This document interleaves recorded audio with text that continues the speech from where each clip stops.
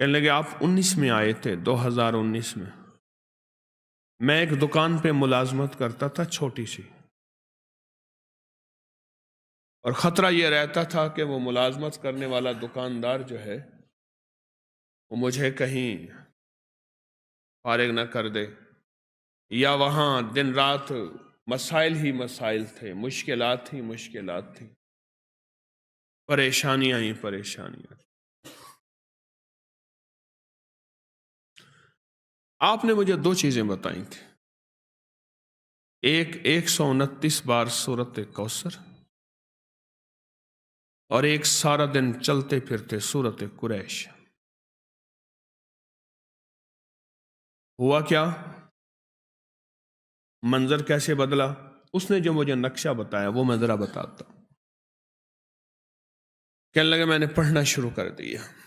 یہ میں بتا رہا ہوں آپ کو، ایک الفاظ کے جذبے ہیں، نعت کے، ایک دل کے جذبے ہیں کہ کملی والے کا کوئی امتی پریشان حال ہے تو پریشان حال نہ رہے۔ میرے آقا کا کوئی امتی ہے، وہ کسی رنگ، نسل، کسی مزاج، کسی مذہب، فرقے کا ہے، میرے امتی، کملی والے کا امتی خالی نہ رہے۔ کہا کہ میں نے 129 بار سورت کوثر پڑھنی شروع کر دی، اور جذبے کے ساتھ سورت قریش پڑھنی شروع کر دی۔ یہ جو انہوں نے لفظ جذبہ کہا ہے نا، یہی جذبہ فیصلے کرواتا ہے۔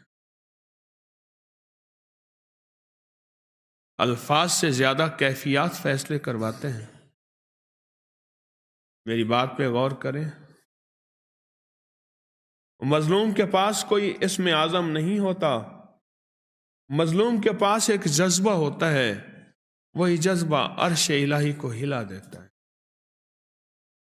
ہمارے پاس الفاظ ہوتے ہیں، کیفیات نہیں ہوتی، جذبہ نہیں ہوتا،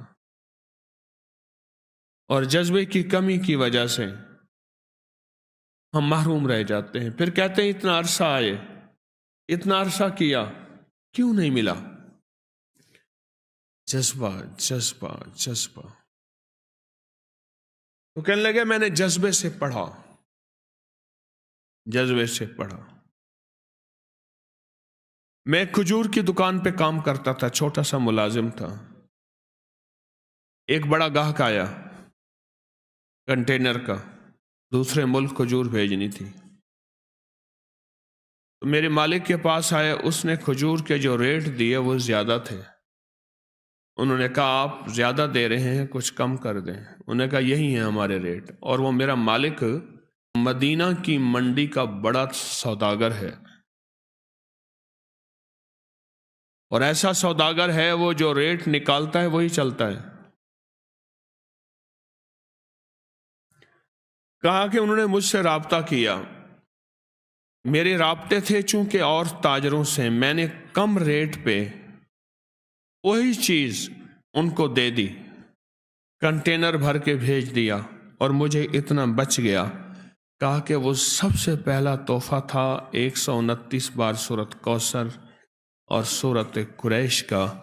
19 گیا، 20 گیا، 21 گیا، اب 22 بھی گیا۔ آج میں خود تاجر ہوں، آج میں خود تاجر ہوں۔